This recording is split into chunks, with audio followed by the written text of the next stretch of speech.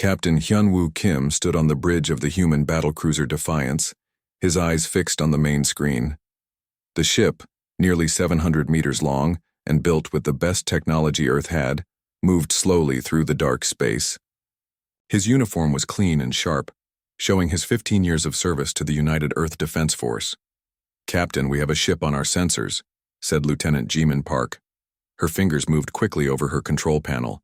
She had been with Captain Kim for 5 years and was one of his most trusted crew members. "Show me," ordered Kim, his voice calm but firm. The main screen changed to show a strange ship. It looked like a giant crystal, with many flat sides that shone in the light of the nearby star. It was about twice the size of the Defiance. "What do we know about them?" asked Kim. Commander Tae-ho Lee, the second in command, stepped forward. He was tall and serious and rarely smiled. "They match the description of the Luminari, sir," he said. "Intelligence says they are very advanced. They think and communicate through crystal networks. This is our first direct contact with them." Kim nodded. He had read the reports. The Luminari were said to be one of the oldest species in the galaxy. They had been in space for thousands of years before humans had even invented the wheel. "They're scanning us, Captain," reported Jimin, looking concerned. "This is the 4th scan in the last hour." "Are they trying to look through our defenses?" asked Tae-ho, his hand moving to rest near his weapon, even though it would be useless in a ship-to-ship battle. Captain Kim simply smiled. It was a small smile, but his crew knew what it meant. "No need to worry. Let them look. Protocol Mirage is already active." The bridge crew all exchanged knowing glances. Every human in space knew about Protocol Mirage. It wasn't a weapon or a shield. It was something much more clever. It was the reason why, despite being new to space travel compared to other species, humans had never faced a direct invasion. "Sir," called out Communications Officer Soo-jin Kang, a young woman with short black hair and quick eyes. "They want to talk to us." "Put them on screen," ordered Kim, straightening his uniform. The main screen changed again. Now it showed what looked like a person made of clear crystal. Light moved inside it in patterns, making it glow from within. When it spoke, the ship's computer translated its strange musical language. "Human vessel. I am Ambassador Xylos of the Luminari Confluence. Our scans show strange things in your ship's energy patterns. We need an explanation." Captain Kim gave a polite nod. "Ambassador, we can discuss things through normal diplomatic channels.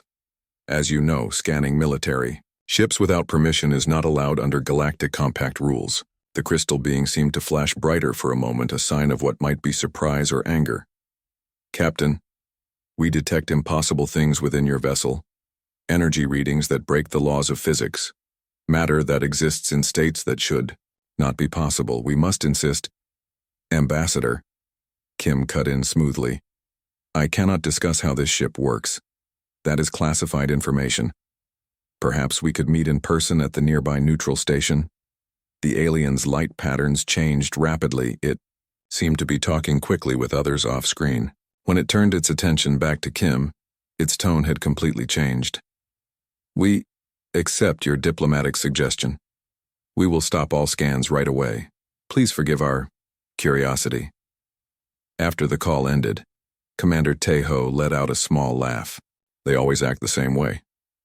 "Did you see how fast they backed down?" asked Jimin, grinning. "As soon as you mentioned meeting in person," Captain Kim nodded, allowing himself a moment of pride. "And that's exactly why Protocol Mirage works so well." He walked to the large window at the front of the bridge, looking out at the stars and the crystal ship in the distance. "Humanity's greatest defense isn't our weapons," he said thoughtfully. "It's what the aliens think we might have." Science Officer Da Som-yoon, who had been quietly working at her station, joined the conversation. She was the youngest senior officer, but one of the smartest. "The Mirage systems are working perfectly, Captain," she reported. "The quantum fluctuation emitters are creating exactly the readings we want them to see." "And what are they seeing exactly?" asked Soo-jin, who was newer to deep space missions. Da Som smiled. "To put it simply, they're seeing the impossible. Their sensors are detecting energy that seems to break the laws of physics, matter that exists, in multiple states at once, and technology that appears to bend reality itself. None of which we actually have, added Tejo. But none of which they can prove we don't have, finished Kim. That's the beauty of it. He turned to face his crew fully now. The Defiance was a powerful ship by human standards, with advanced weapons and strong shields. But compared to ships like the Luminary Crystal Vessel, it was nothing special. What made human ships feared across the galaxy wasn't their actual power, it was the uncertainty. Consider this, Kim explained to Su Jin. If you saw someone do something you thought was impossible, what would you think? That I was wrong about what's possible, she answered. Exactly. The Luminari are one of the oldest, smartest species we know. They've studied physics for thousands of years longer than we have.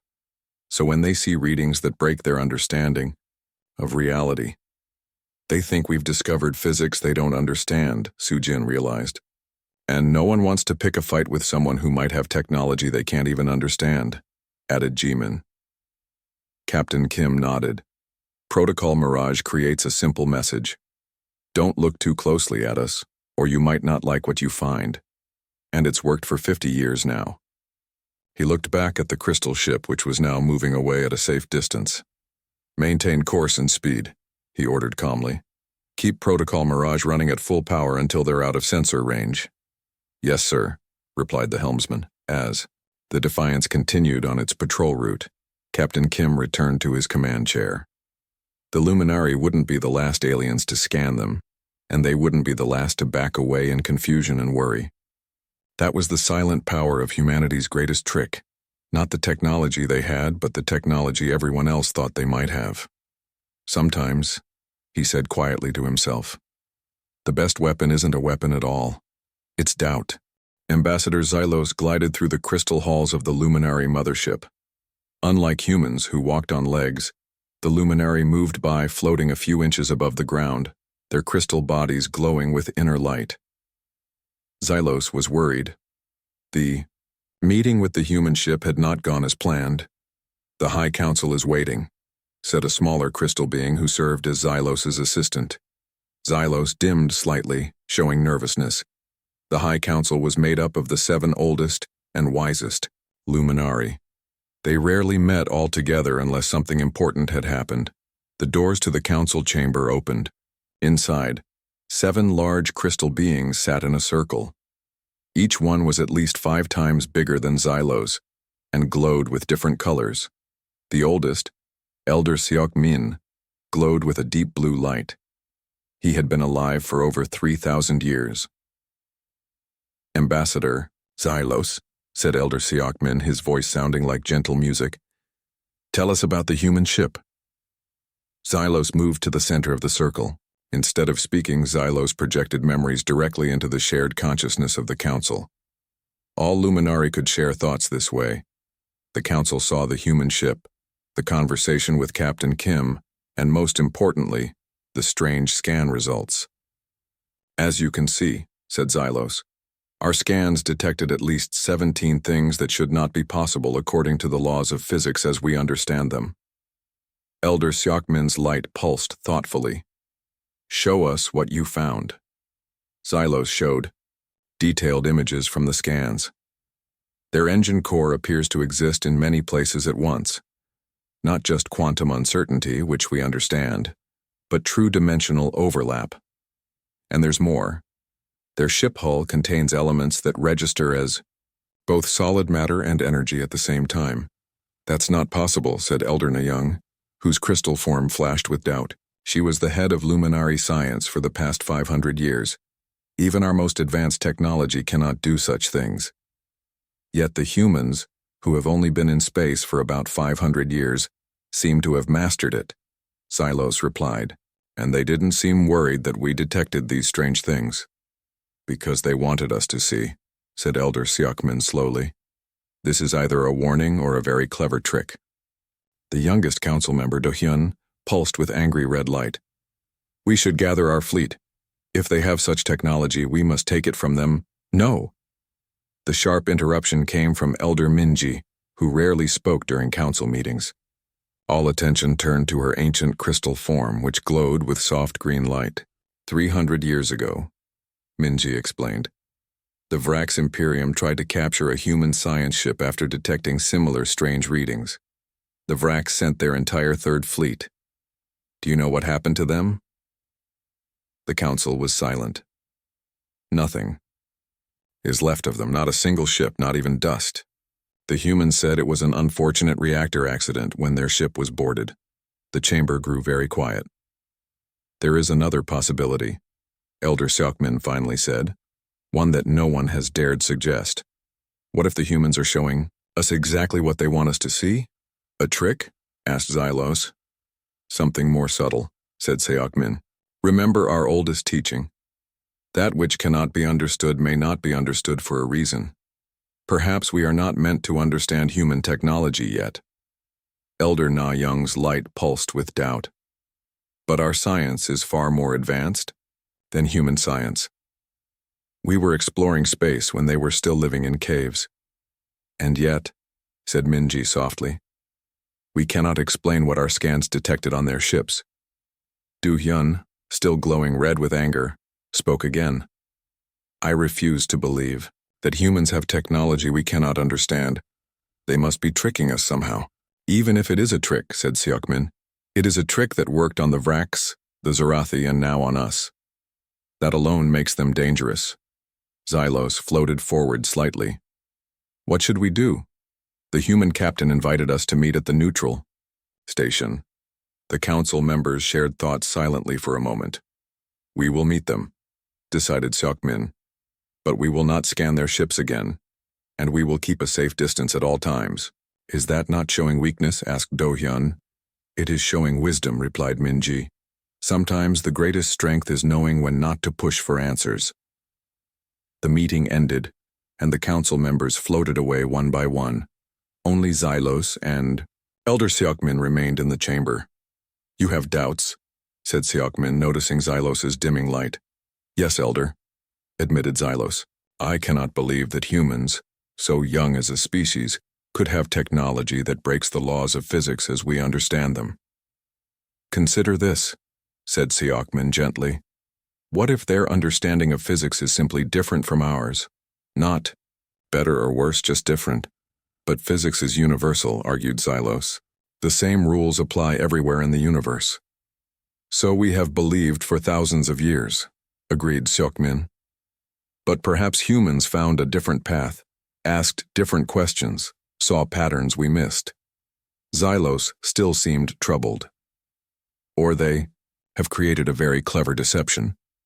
Seokmin's light brightened with what might have been a laugh. Either way, they have outsmarted us.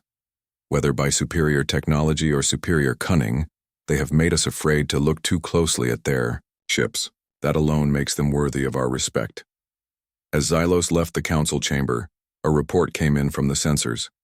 3 more human ships had arrived in the system. They were keeping their distance, but their presence was clearly meant as a message. Back, on the bridge of the Luminary mothership, the crew watched the human vessels carefully.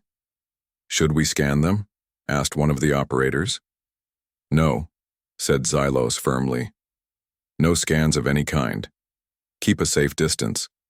The High Council has decided that we will only communicate through official diplomatic channels. But they're just ships, said the operator, confused. Made of metal and plastic. We have seen thousands of species ships before. These are different, said Xylos. The humans are different. How? Asked the operator. Xylos thought for a moment, trying to find the right words to explain. Most species we meet try to show us how powerful they are, Xylos finally said. The humans instead make us wonder how powerful they might be. And somehow that is more effective.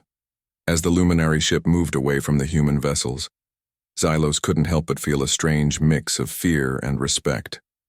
The humans had achieved something remarkable. Without firing a single shot, without making a single threat, they had convinced the mighty Luminari, masters of 1,000 star systems, to keep their distance. Perhaps, thought Xylos, That is the most advanced technology of all. Back on the Defiance, Captain Kim called his top officers to a private meeting. They gathered in a special room where no one could listen in on them. The room had no windows, and the walls were made of thick metal that blocked all signals. "Good work today, everyone," said Captain Kim as he sat at the head of the table. "Protocol Mirage worked perfectly again." Commander Taeho nodded with a smile. "The Luminari ran away so fast they almost left their pride behind." Around the table sat the ship's most important officers: Commander Taeho, Science Officer Dasom, Chief Engineer Min Seo, and Intelligence Officer Jun Ho.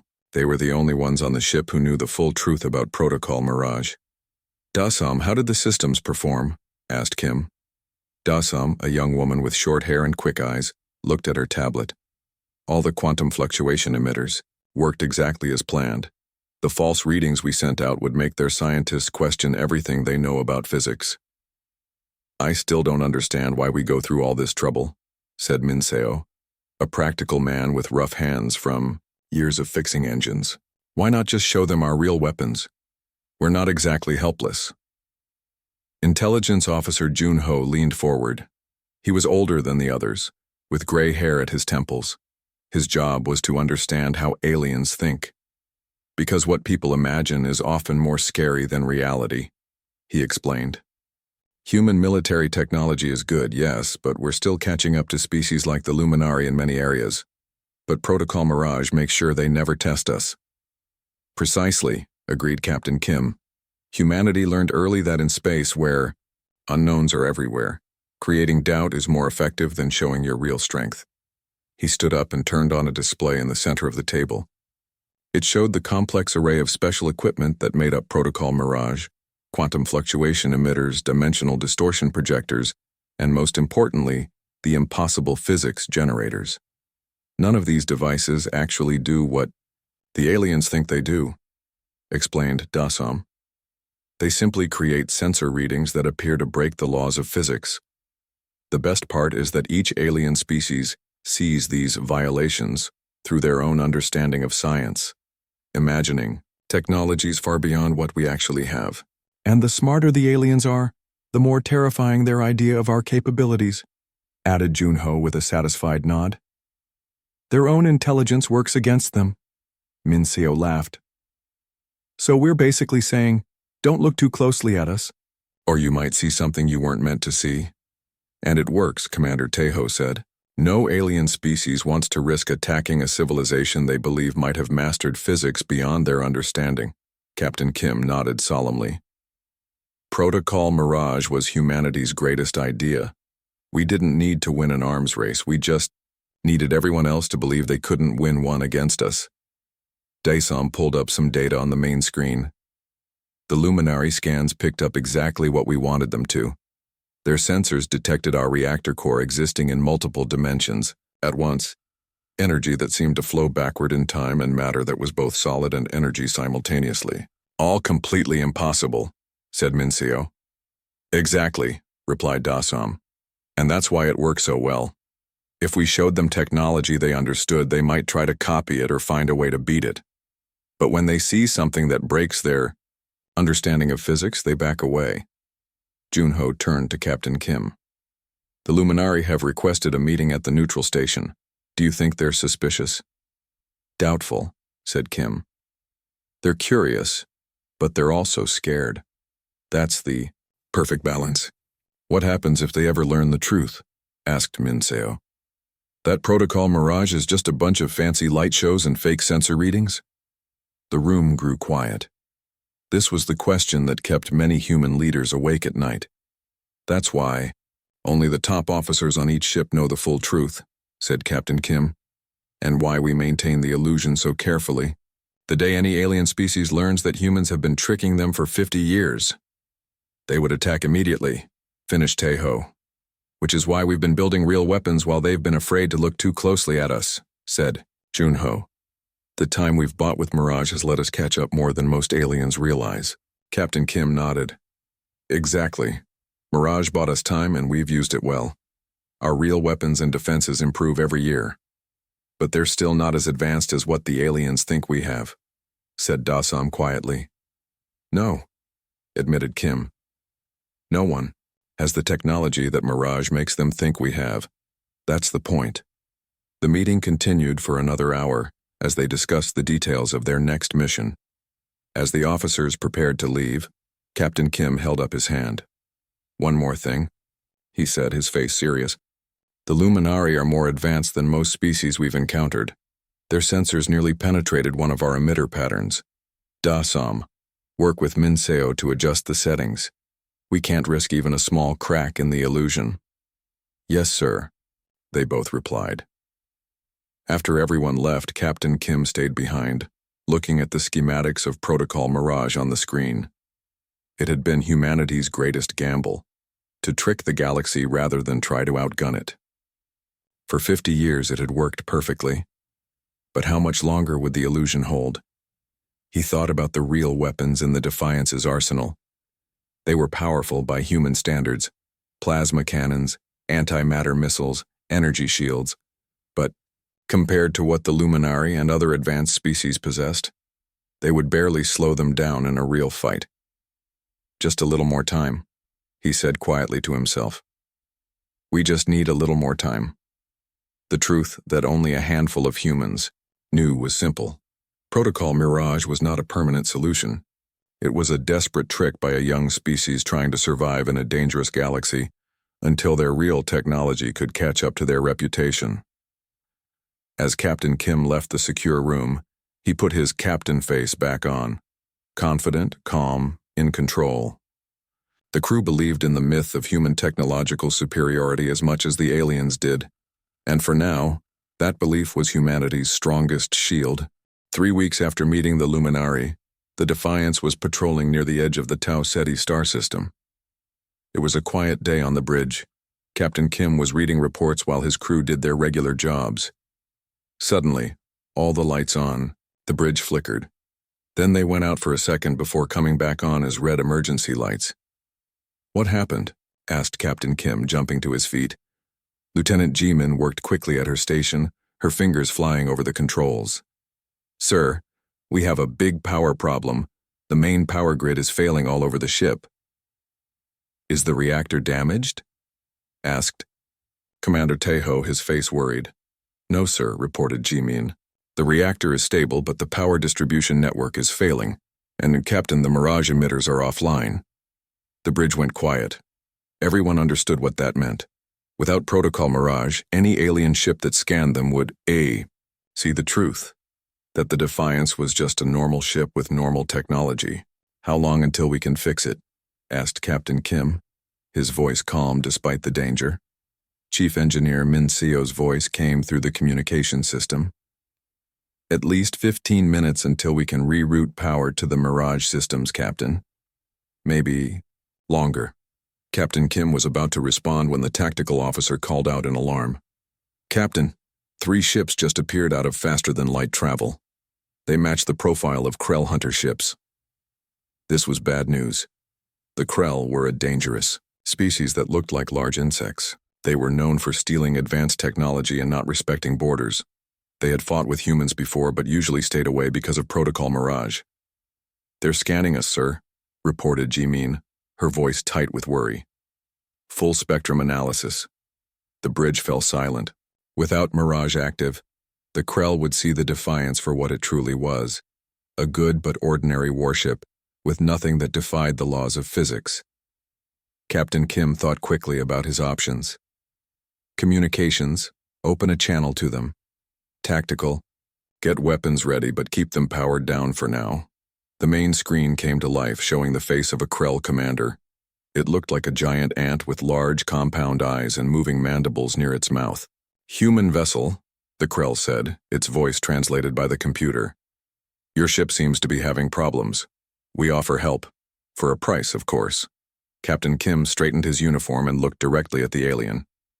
Krell vessel, this is Captain Hyunwoo Kim. We thank you for your offer, but we don't need help.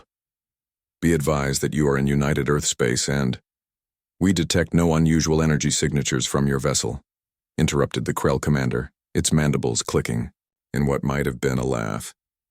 Previous Krell ships that met human warships reported extraordinary capabilities.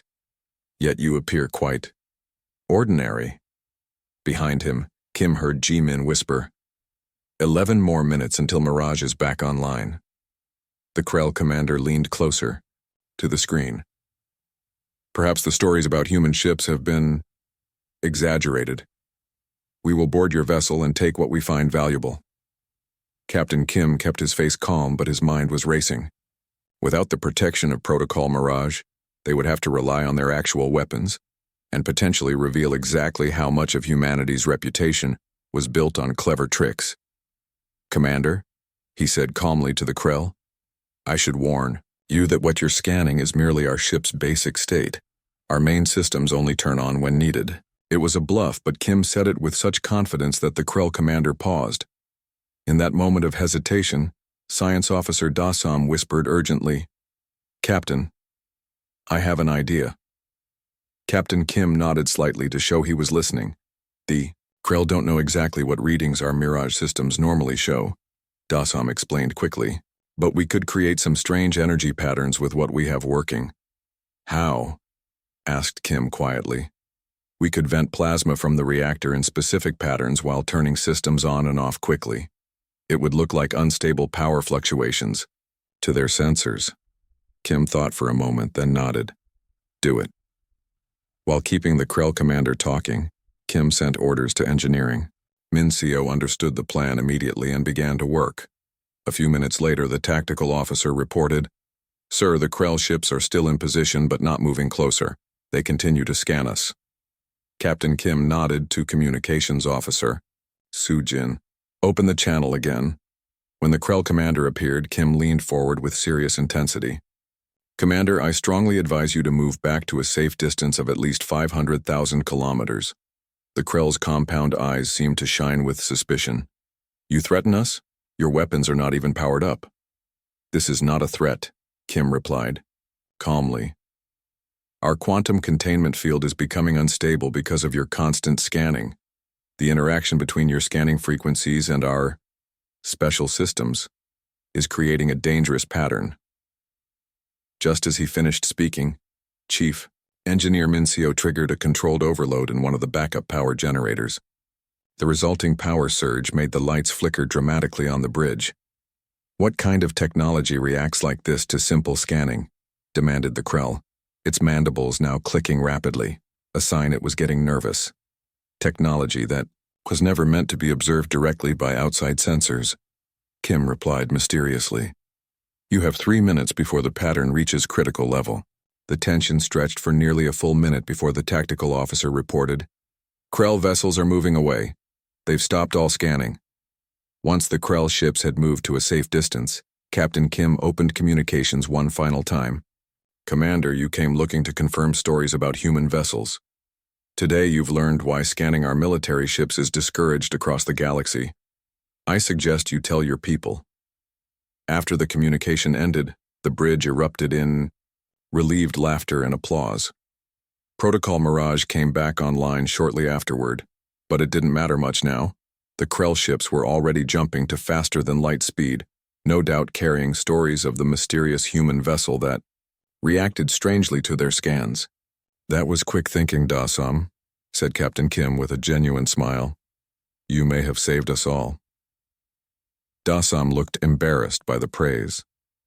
I just realized we didn't need to show them the same things the Mirage system does. We just needed to show them something they couldn't explain. And that's exactly what Protocol Mirage has always been about, said Commander Tejo. Not showing them specific technology, but showing them something that makes them question what we might be capable of. Captain Kim nodded. The power of the unknown. Alien species fear human warships not because they know what we can do, but precisely because they don't know. As the Defiance continued on its patrol route, Captain Kim made a note to himself to recommend Dasam for promotion. She had understood the true purpose of Protocol Mirage better than most. In the vast darkness of space, it wasn't what you had that mattered most. It was what others believed you might have. 2 days after the encounter with the Krell, Captain Kim sat in his office writing his official report. The walls of his office were simple, with just a few pictures of Earth and his family. A small window showed the stars outside. "Computer, continue recording," he said. The quick thinking of Science Officer Dasam prevented what could have been a serious diplomatic incident, or worse, an armed conflict with the Krell. By creating a controlled plasma venting pattern while cycling our systems, we convinced the Krell that their scans were causing dangerous reactions in our advanced systems. He paused, thinking about how to word the next part. "I recommend Officer Dasam for special commendation. Her understanding of Protocol Mirage goes beyond the technical aspects. She grasped the core principle. It is not the specific readings that matter, but the uncertainty they create." Captain Kim finished his report and sent it to Earth Command. Then he looked out at the stars, thinking about how far humanity had come. 50 years ago, humans had first ventured beyond their solar system, only to find a galaxy full of older, more advanced species. Some were friendly, but many saw humans as easy targets. Earth's first colony had been attacked within a year. The attackers had expected an easy victory. They were wrong. Humans fought back fiercely, but it was clear that Earth could not win a technology race against species that had been in space thousands of years longer. That's when a brilliant scientist named Dr. Yuna Park had proposed Protocol Mirage. "If we can't be the most advanced," she had said, "we can make them think we might be." A knock on his door interrupted his thoughts. "Enter," said Kim. Commander Tejo came in with a data pad. "Sir, you should see this. Reports are coming in from across 3 sectors. The story of our encounter with the Krell has spread faster than we expected." Kim took the pad and read the reports. He couldn't help but smile. "The Krell are telling everyone that our ship nearly exploded when they scanned it?" he asked. Tejo nodded. "Yes, but the story keeps changing. Some say our reactor was shifting between dimensions. Others claim we threatened to pull their ships into an alternate reality." "And none of that happened," said Kim, shaking his head in amazement. "That's the beauty of it, sir," replied Tejo. "We gave them just enough of a show and their imaginations did the rest." Later that day, Captain Kim called another meeting with his senior staff in the secure room. This time, the mood was much lighter than before. "Intelligence reports that the Krell have issued an official warning to all their ships," announced Intelligence Officer Jun Ho with clear satisfaction. "They are now telling their captains never to scan human military vessels under any circumstances." The officers around the table laughed. "And all because we vented some plasma in a pretty pattern," said Chief Engineer Min Seo, grinning widely. "Not just that," corrected Dasam. "It worked because we gave them a mystery they couldn't solve. The Krell are naturally curious, they want to understand everything they see. By showing them something they couldn't explain, we used their own nature against them." Captain Kim nodded. "Exactly. And that understanding is why I'm recommending you for promotion, Dasam." Dasam looked surprised and happy. "Thank you, Captain." "Don't thank me yet," said Kim with a small smile. "Your promotion comes with a new assignment. Earth Command wants you to help design the next generation of Protocol Mirage systems." "The next generation?" asked Dasam. Kim activated the display table, showing new schematics. "Yes, your idea of creating real, unexplainable phenomena rather than just false sensor readings has opened up new possibilities." The display showed designs for more advanced systems that could create actual visual effects, gravitational anomalies, and energy patterns that even human science couldn't fully explain.